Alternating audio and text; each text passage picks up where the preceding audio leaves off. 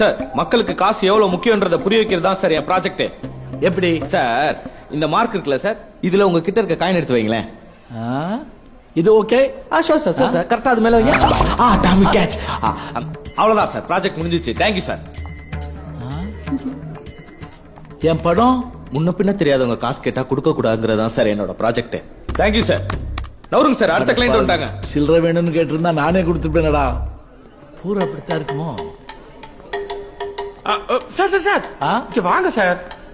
இங்க ப்ராஜெக்ட் முடிஞ்சு ஓபன் ஆகி ஆளுங்கெல்லாம் உள்ள இருக்காங்க சார். என்ன ப்ராஜெக்ட் இது?